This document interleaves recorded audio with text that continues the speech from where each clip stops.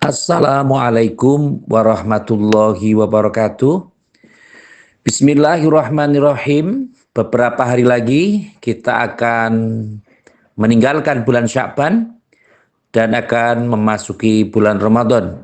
Sekedar mengingatkan kepada kita semua untuk barang siapa yang terutama belum membayar hutang puasanya atau belum qadha puasa, karena masih ada waktu 3 atau 4 hari ini, dipersilahkan untuk segera qadha puasa, dan kalau bisa tidak mepet-mepet atau di akhir Sya'ban, karena tidak boleh puasa yang menyambung antara Sya'ban dan Ramadan.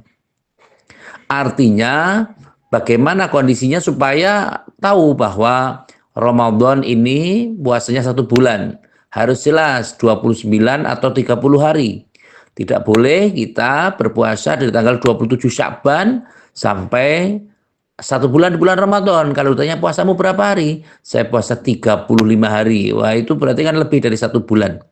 Sehingga posisinya kalau bisa dikondisikan supaya di akhir Sya'ban kita tidak berpuasa, kemudian mengawali di bulan Ramadan dengan sesuai dengan apa yang digariskan, ditetapkan oleh imam kita, oleh pemerintah, atau mungkin yang memahami kondisi lainnya, barangkali ada sesuatu, ya karena kita ada yang hisab, ada yang ru'yah, ada yang ingkar ru'yah, monggo saja. Bisa disesuaikan dengan imamnya masing-masing, kondisinya masing-masing. Tapi bagi yang awam, mungkin barangkali seperti saya dan yang lain, kita semua, karena kita punya Kementerian Agama, barangkali memanfaatkan kondisinya karena ada sidang isbat yang dilakukan 1 hari sebelum diumumkannya bulan Ramadan, maka tentu kita mengikuti hal tersebut. Tentu saja tidak mengurangi rasa hormat kita kepada teman-teman, saudara-saudara yang tentu mempunyai prinsip yang berbeda, tapi pada dasarnya mari kita bina kerukunan, kita bina kebersamaan, sama-sama untuk bisa menjalankan ibadah puasa dengan kondisi yang baik, dan barangkali harus saling memaafkan menjelang di bulan Ramadan tiba. Yang paling penting ada tradisi yang menarik di kalangan kampung, di kalangan desa kita, terutama di kalangan masyayikh, ulama kita terdahulu. Saking emannya, saking pentingnya bulan Sya'ban ini untuk bisa mendoakan leluhur, sehingga ada istilah namanya megengan.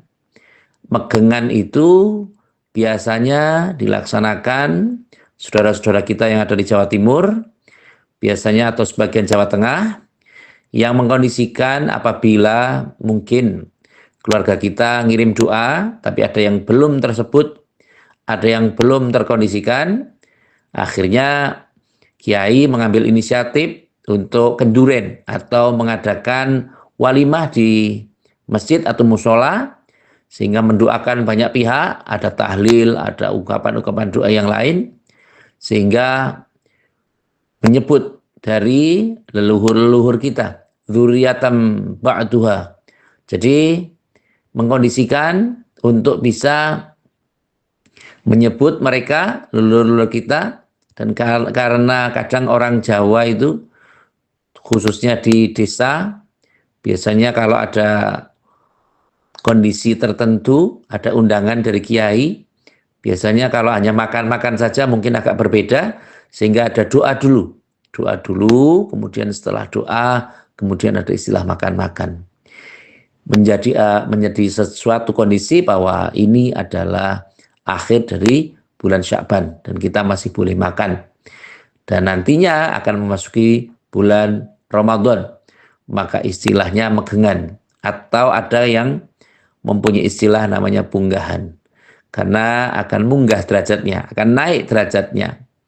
Sehingga pada kondisi sebelum berpuasa, hubungan antara sesama manusia dengan bersedekah, dengan memberikan walimah, dengan memberikan doa kepada saudara-saudara kita, saudara-saudara yang sudah meninggal dunia, tentu diharapkan derajatnya akan naik. Sehingga bulan Ramadan ini ketika pintu surga dibuka selebar-lebarnya, pintu neraka ditutup serapat-rapatnya, dan setan dikerangkeng atau dibelenggu, sehingga tentu saja kita bisa mengkondisikan ibadah Ramadan dengan baik. Terutama istimewanya adalah ibadah sunnah, itu diibaratkan sebagai ibadah wajib. Dan ketika melaksanakan ibadah wajib, maka ditingkatkan 10 kali lipat. Dan ketika itu, tidur pun itu dikondisikan atau dianggap sebagai sesuatu yang ibadah. Khususnya bagi orang-orang yang berpuasa.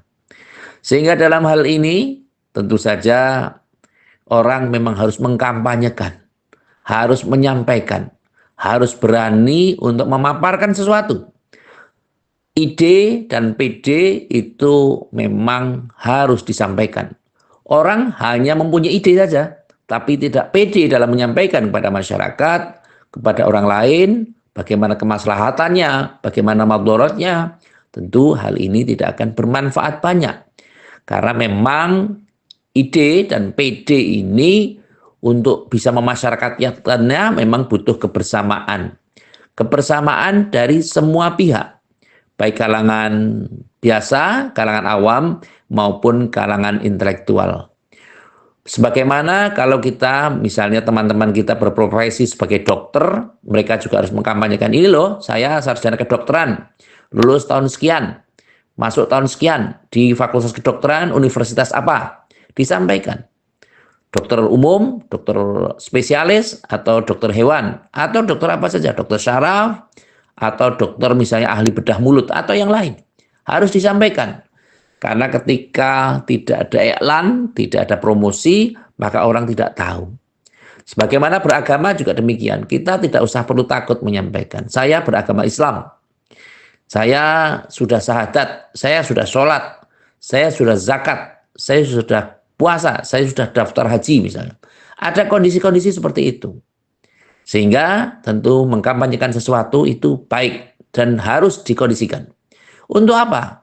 Agar kalau ada orang yang bertanya, itu tidak salah tempat, tidak salah pasang. Jangan sampai kita tanya tentang pertanian kok pada tukang besi, kan nggak pas. Meskipun barangkali tukang besinya juga tahu bahwa tentang pertanian, tapi setidaknya spesifikasi pertanyaan kita harus berada pada orang-orang yang tepat, pada ahlinya. Kalau kita bertanya tentang kesehatan, tentu kita harus bertanya kepada dokter. Apakah kiai tidak bisa? Ya kiai tentu bisa. Tetapi tentu yang paling spesifik adalah kepada dokter.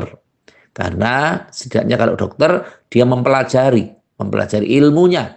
Dan bertahun-tahun. Sehingga memahami gejala penyakitnya apa. Gejala yang ditimbulkan apa. Efeknya apa. Dan seterusnya. Jadi tentu saja kembali kepada himbauan awal. Bahwa ketika kita belum berpuasa. Atau mungkin akan berpuasa.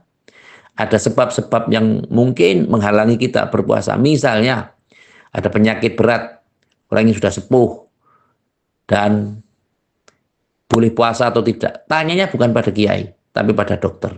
Pak dokter, Bu dokter, saya sudah usia 80 tahun.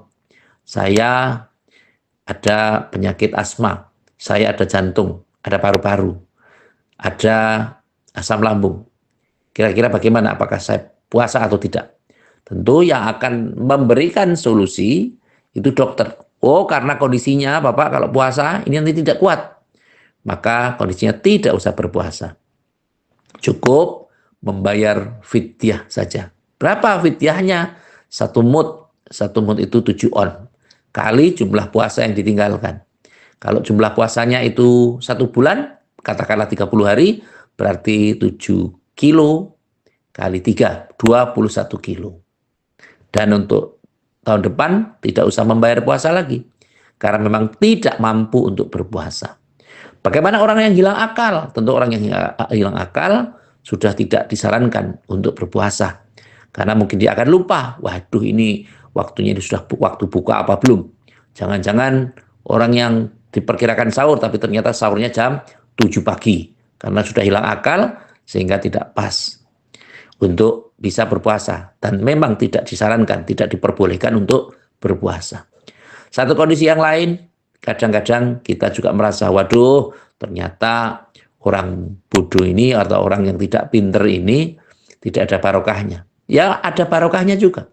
Pertama, pernah satu ketika santri bertanya pada kiainya, Pak Kiai, bagaimana ya? Tentu enak ya orang yang pinter itu. Orang yang pinter itu apa-apa bisa dilakukan. Dia bisa menyarankan untuk berpuasa, menyarankan untuk sholat, menyarankan untuk beribadah yang lain. Sementara dia berdiam diri di rumah. Sudah ada hasil. Sementara alhamdulillah kiainya itu bijaksana sekali. Oh, loyo barokah orang yang tidak pinter. Karena orang yang tidak pinter itu sesungguhnya makan, minum itu kan biasa saja. Makan apa, bikin pagi, sop, sore ketemu sop lagi. Kalau orang pinter beda lagi, orang kaya beda lagi. Orang kaya mungkin pagi sudah makan rawon, siang sop, nanti sore sate. Sehingga kalau berpuasa, mereka susah untuk meninggalkan tiga aspek itu, sehingga perlu perjuangan berat. Orang yang miskin juga demikian. Mungkin hanya sayur sop saja pagi, nanti ketemu sore juga sop lagi. Ternyata orang itu juga mengatakan, oh iya berarti sama ya, sama beratnya. Oh iya, jadi sama-sama beratnya. Sehingga dalam hal ini perlu kita pahami bahwa orang pintar juga punya barokah, orang yang tidak pintar pun juga mempunyai barokah. Sehingga yang paling penting adalah mari kita upayakan untuk bisa memahami kehidupan kita sesuai dengan pengetahuan kita, sesuai dengan kealiman kita masing-masing, sesuai dengan pemahaman kita masing-masing. Tetapi jangan lupa kalau masalah agama, tanyakan pada ahlinya. Jangan berpendapat sendiri, karena ketika kita berpendapat sendiri, maka sudah menancapkan satu kaki ke neraka. Sehingga ini merupakan satu kondisi yang harus kita lakukan untuk bisa terus belajar menjadi orang-orang yang alim, menjadi orang-orang yang faqihu fiddin, tafaqahu fiddin, orang-orang yang memahami agama dengan cara-cara yang baik, dengan cara-cara yang benar. Karena agama ini bukan pendapat kita, tapi agama ini disampaikan oleh Kanjeng Nabi Agung Muhammad SAW kepada sahabatnya, kepada pengikutnya. Oleh karena itu, pengikutnya juga akan sampai kepada kita. Maka ada hadis yang menyatakan al-ulama warasatul anbiya. Sesungguhnya ulama itu adalah pewarisnya para nabi dan para rasul. Sehingga dalam hal ini mari kita upayakan menggalang kerjasama untuk memantapkan diri untuk beribadah, dan kita harus yakin bahwa apapun yang diberikan Allah hari ini adalah yang terbaik untuk kita. Amin, Allahumma amin. Terima kasih kepada semua pihak yang telah membantu terselenggaranya acara ini. Semoga bisa bermanfaat. Sekali lagi terima kasih atas segala perhatian dan mohon maaf atas segala kekurangan. Saya akhiri. Wallahul muwafiq ila aqwamit thoriq. Wassalamualaikum warahmatullahi wabarakatuh.